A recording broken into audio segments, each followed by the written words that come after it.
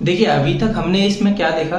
हमने देखा कि जो दी वॉर्म चैप्टर है थर्ड क्लास का, थर्ड चैप्टर का, द मैजिक कारपेट बुक से, जो कि इंग्लिश लिटरेचर है, उसके हमने उस चैप्टर को अच्छी तरीके से पढ़ा था। हमने उसकी वर्ड मीनिंग भी पढ़ते समय जानी थी।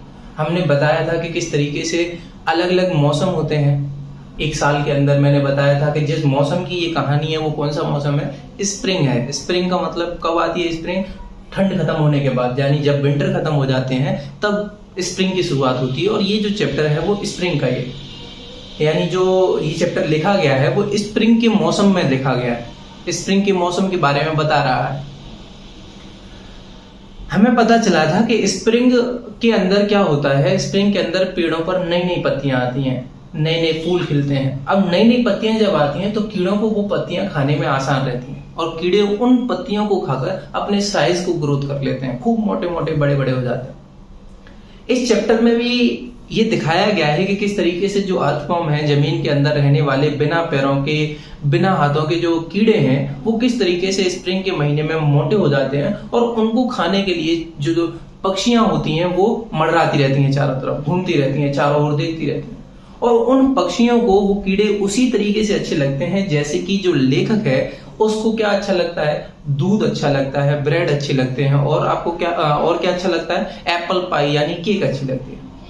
एक बार अचानक से वो जब ग्राउंड में होता है तो उस कीड़े को अपने जबान पर रखने ही वाला होता है, लेकिन उसको उसका टेस्ट पसंद नहीं आता, इस वजह से वो उसको फेंक देता है। लेकिन माँ उसकी डर जाती है। माँ उसकी जब ये दिखती है तो डर जाती है। वो समझती है कि इसने, यानी मेरे बच्चे ने, वो जो कीड़ा है वो खा लिया, निगल लिया है। इसी बात पर ये चैप्टर आधारित है। माँ को लगता है कहीं ऐसा ना हो कीड़ा अगर खा लिया हो तो बच्चा बीमार ना पड़ जाए। इस चैप्टर को समझने के बाद हम इसके एक्सरसाइज करते हैं, जो एक्सरसाइज पीछे बुक में दी होती है, question answer, fill in the blanks, match the following, जो भी कुछ दिया होता है उनको एक एक करके अच्छी तरीके से समझते हैं। आप बिल्कुल अच्छी तरीके से अगर चैप्टर समझना चाहते हैं तो मेरे साथ बने रहिए। देखिए, हम क्या देख रहे हैं? मैजिक कारपेट, जो कि थर्ड बुक है, थर्ड क्लास की, और उसका थर्ड चैप्टर है जिसका नाम है दी वॉर्म। इस जो चैप्टर दी वॉर्म है इसके लेखक हैं Ralph Ralph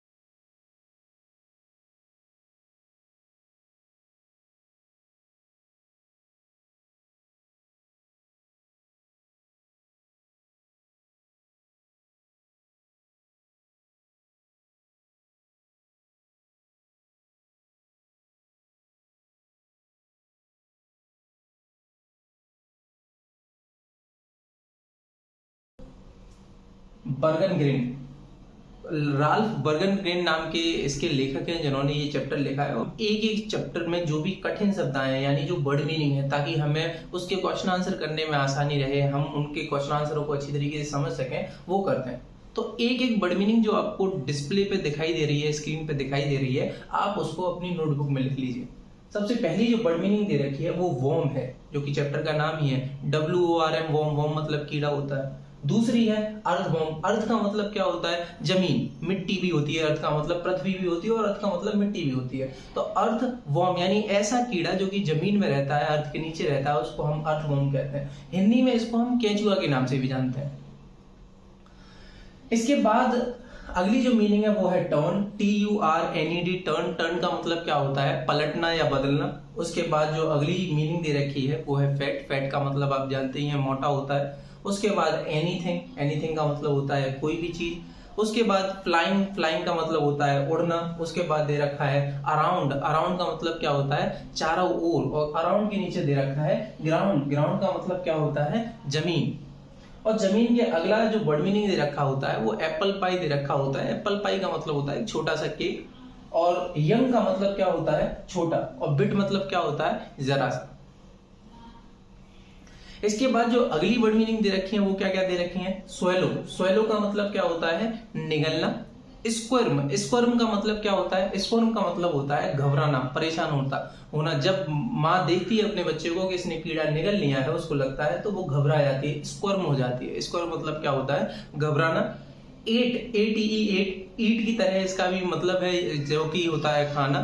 rhyming word. Rhyming word का मतलब क्या होता है? तुकबंदी शब्द। तुकबंदी शब्द का मतलब मैंने कल चैप्टर पढ़ाते में भी बताया था कि तुकबंदी का मतलब होता है कि ऐसे शब्द जिनको सुनने में वो समान लगते हों, लेकिन जब हम उनकी स्पेलिंग लिखें या उनको लिख के देखें तो लिखने में अलग अलग हो, उसमें अलग अलग शब्द आ रहे हों। जैसे अभी एक वर्ड मीनिंग में भी शब्द आया था जो कि पहले बताया गया था, अराउंड और ग्राउंड। अराउंड AROUND और ग्राउंड GROUND, दोनों लिखने में अलग अलग हैं, दोनों का मतलब अलग अलग है। लेकिन जब हम सुनते हैं अराउंड, ग्राउंड, तो ऐसा हमें लगता है जैसे उनकी आवाज सेम हो। और ऐसे वर्ड जिनकी आवाज सुनने में सेम आती है उनको हम राइमिंग वर्ड कहते हैं। ठीक है। राइमिंग वर्ड के बाद जो अगला शब्द दे रखा है वो ग्लो दे रखा है। ग्लो का मतलब क्या होता है? चमकदार। फिर अगला दे रखा है लिव, LIVE, लिव। लिव मतलब क्या होता है? रहना। फिर दे रखा है FIND, फाइंड। फाइंड का मतलब क्या होता है? ढूंढना या खोजना। फिर होता है क्या? फिर दे रखा है वेट, WET, वेट। वेट का मतलब क्या होता है? गीला। अगला मीनिंग जो दे रखा है डिगअप दे रखा है। डिगअप का मतलब क्या होता है? खोदना। उससे अगला जो मीनिंग दे रखा है वो दे रखा है सो सीड। सो सीड का मतलब होता है बीजों को बोना, यानी जो हम मिट्टी के अंदर बीजों को बोते हैं उनको हम इंग्लिश में क्या कहते हैं? सो सीड कहते हैं। और एक और लास्ट जो वर्ड मीनिंग दे रखा है उसका नाम है मैन्योर। मैन्योर का मतलब क्या होता है? खाद। यानी जो खाद हम पेड़ों में लगाते हैं ताकि उनकी अच्छी तरीके से ग्रोथ हो सके, उनको हम क्या कहते हैं? खाद कहते हैं। कोई दिक्कत तो नहीं यहाँ तक? अच्छी तरीके से वर्ड मीनिंग समझ में आ गई? कोई परेशानी? ठीक है, आगे देखिए। देखिए सबसे पहला जो क्वेश्चन देता है बुक में वो ये देता है कि right the rhyming word from the poem. हमें पोयम दी गई है एक तरफ, और एक तरफ हमें क्या दिए गए हैं? राइमिंग, कुछ वर्ड दिए गए हैं और हमें उनके राइमिंग वर्ड देखने हैं। राइमिंग वर्ड में पहले ही बता चुका हूं, ऐसे शब्द जिनको बोलने में क्या आता हो? जिनको बोलने में आवाज सेम सी आती हो, एकदम सेम सी आती हो, उनको हम क्या कहते हैं? राइमिंग वर्ड कहते हैं। कोई दिक्कत तो नहीं? तो हमें पहले पोयम देखनी है और पोयम में से ये जो राइमिंग वर्ड है उनको देख देख के लिखना है। तो सबसे पहला जो राइमिंग मतलब इन्होंने जो वर्ड दिया है, स्प्रिंग दिया है। अब इन्होंने हमसे कहा है कि स्प्रिंग शब्द से जुड़ा हुआ आपको कोई और शब्द दिख रहा हो तो उसके लिखिए। स्प्रिंग शब्द से जुड़ा हुआ अगर कोई और आपको शब्द दिख रहा हो तो देखते हैं स्प्रिंग की सी आवाज किसकी आ रही है? When the earth is turned into spring, the worms are fat as anything। तो स्प्रिंग और एनीथिंग की आवाज एकदम सेम आ रही है, तो यहां पे हम लिखेंगे एनीथिंग। स्प्रिंग और एनीथिंग की लगभग लगभग आवाज कैसी आती है? सेम आती है। अगला शब्द दे रखा है अराउंड। तो पोयम में अराउंड जैसी सिमिलर साउंड वाला जो शब्द दे रखा है वो दे रखा है ग्राउंड, GROUND, अराउंड, ग्राउंड। तीसरा शब्द दिया है इन्होंने, राइमिंग वर्ड पता करना है आई का। आई का शब्द बिल्कुल ऐसे लग रहा है जैसे हम पाई बोल रहे हो। पाई जैसे एप्पल पाई के पीछे जो पाई लिखा हुआ है उसकी बिल्कुल सेम साउंड कैसी है? आई की तरह, तो हम यहाँ पे पाई लिख सकते हैं। अगला यंग लिख रखा है, यंग का एकदम शब्द सिमिलर सा जो कि बोलने में सिमिलर लगता हो उसको हम क्या कह सकते हैं, टंग कह सकते हैं। एक और शब्द दे रखा है बिट, बिट का मतलब क्या होता है, बिट का मतलब जरा सा, और बिट की बिल्कुल आवाज सिमिलर सी जो हमें लग रही हो वो कौन सा शब्द इस्तेमाल कर सकते हैं, इट शब्द इस्तेमाल कर सकते हैं।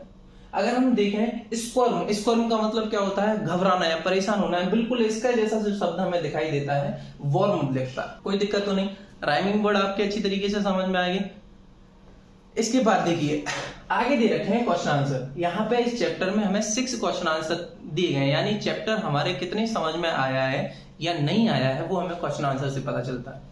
अगर हमने क्वेश्चन आंसर्स के जवाब अच्छी तरीके से बता दिए इसका मतलब हमारे चैप्टर समझ में आया है, अगर नहीं बता पाए तो नहीं आया, सिंपल सा। तो सबसे पहला क्वेश्चन कौन सा दे रखा है, वो दे रखा है when does the poet see the worm. When का मतलब होता है कब, यानी जो लेखक है राल्फ जी हैं, उन्हें कब वॉर्म्स दिखाई देते हैं, वो कीड़े दिखाई कब देते हैं। तो मैंने बताया कि राल्फ जी को जो कीड़े हैं वो स्प्रिंग सीजन में दिखाई देते हैं। कैसे, कहां, कब दिखाई देते हैं, स्प्रिंग सीजन में। तो हमने भी वही लिखा है कि दी पोएट, पहले तो हमने यहां से क्वेश्चन में से इतना लाइन ले ली कि दी पोएट सी दी वॉर्म्स, यानी जो पोएट है उसने वॉर्म्स को कहां देखा है, इन दी स्प्रिंग सीजन। जो स्प्रिंग सीजन है, स्प्रिंग सीजन का मतलब क्या है, स्प्रिंग सीजन का मतलब है यानी जो बसंत ऋतु है, जब नए नए पेड़ों पे पत्ते आते हैं, फूल आते हैं, तब उसने देखा है। कोई दिक्कत तो नहीं।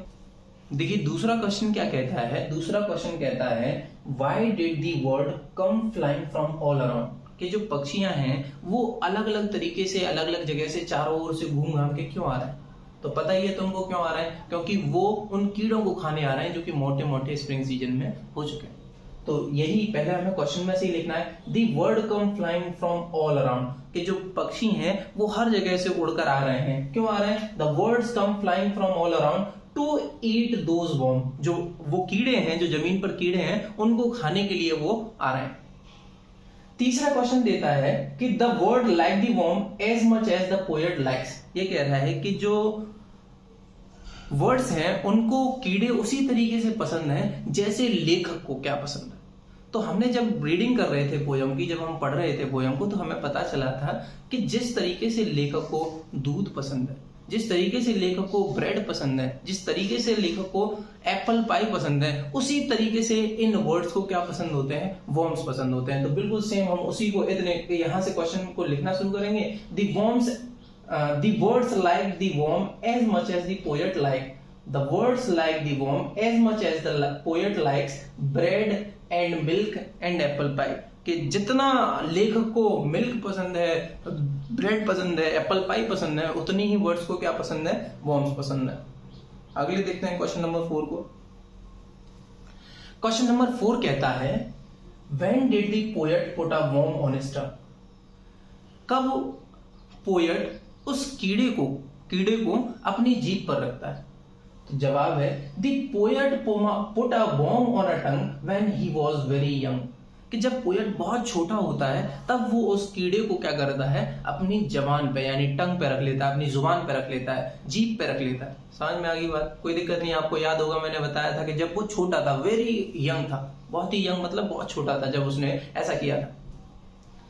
अगला क्वेश्चन कहता है why did the poet not swallow the worm, कि पोएट उस कीड़े को निगलता क्यों नहीं है, खा क्यों नहीं लेता है। तो हमें पता था पोएम पढ़ने के दौरान कि उस कीड़े का टेस्ट अच्छा नहीं था, जरा सा भी अच्छा पोएट को उसका टेस्ट नहीं लगा था, इस चक्कर में पोएट ने वो कीड़ा नहीं खाया। जवाब भी वही है, the poet not swallow do not swallow the worm, the poet did not swallow the worm, poet ने वर्म को नहीं निगला, as he did not like its taste, क्योंकि जैसा कि लेखक को उसका टेस्ट यानी स्वाद पसंद नहीं आया था, इस वजह से उसने नहीं निकला।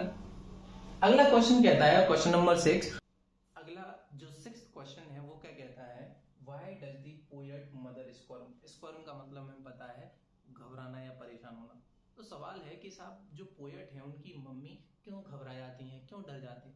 जब पोएट बहुत छोटा होता है उसको पता नहीं होता कि ये कीड़ा है, और उसकी माँ दूर से जब वो जीप पर अपने पे कीड़ा रख रहा होता है तो देख लेती है और उन्हें लगता है कि उन्होंने यानी पोएट ने वो कीड़ा खा लिया है।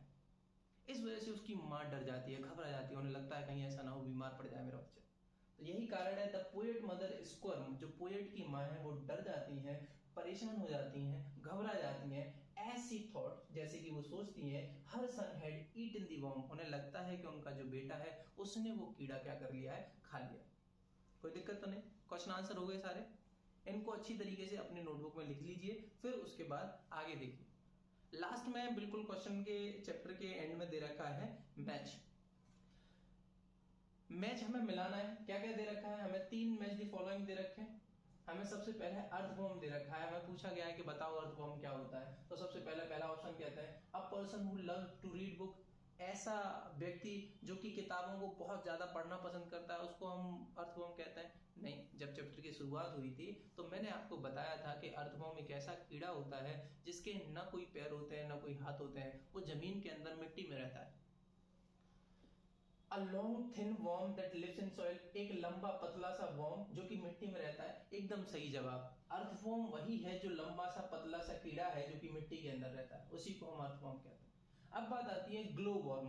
ग्लो वर्म क्या होता है, ग्लो का मतलब होता है चमकदार और वर्म का मतलब होता है कीड़ा, यानी ऐसा कीड़ा जो कि चमकता है उसको हम ग्लो वर्म कहते हैं। हमने वर्ड मीनिंग में ग्लो का मतलब देखा था चमकदार, तो ऐसा कीड़ा जो कि चमकता है उसको हम क्या कहते हैं, ग्लो वर्म कहते हैं। और ग्लो वर्म इसको हम क्या कहते हैं, जगह पे पटक बीजना भी कहते हैं इसको, और लाइट वाला कीड़ा भी कहते हैं इसको।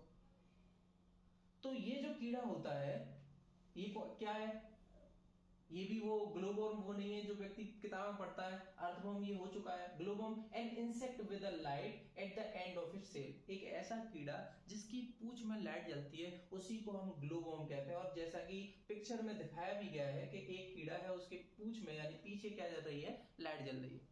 कोई दिक्कत तो नहीं, यहां तक समझ में आ गई आपके बात। देखिए लास्ट में दे रखा है बुकवर्म। बुकवर्म मतलब इसको हिंदी में किताबी कीड़ा भी कहते हैं, यानी ऐसा बच्चा जो हर वक्त किताबों में घुसा रहता है उसको हम बुकवर्म कहते हैं। यही पहला वाला ऑप्शन होगा, a person who loves to read the books, उसको हम क्या कहते हैं, बुकवर्म। एक बार और देख लीजिए कि अर्थवर्म होता है क्या, a long thin worm that lives in the soil. Glowworm क्या होता है, ग्लोवर्म एक ऐसा कीड़ा होता है, an insect with a light at the end of its tail, यानी एक ऐसा कीड़ा जिसके पीछे लाइट जलती है। बुकवर्म क्या होता है, बुकवर्म एक ऐसा पर्सन होता है जो कि किताबों को पढ़ना क्या करता है, पसंद करता है। यहाँ पे हमारा ये चैप्टर हो चुका है पूरा। हमने इस चैप्टर को अच्छी तरीके से देखा। हमने देखा कि इस चैप्टर को, जो द बॉर्न चैप्टर है जो कि राल्फ के द्वारा लिखा गया है, उस चैप्टर में क्या कहानी थी। हमने यहाँ पे अलग अलग तरीके के वर्ड मीनिंग देखे, हमने इसके क्वेश्चन आंसर अच्छी तरीके से देखे। इसी तरीके से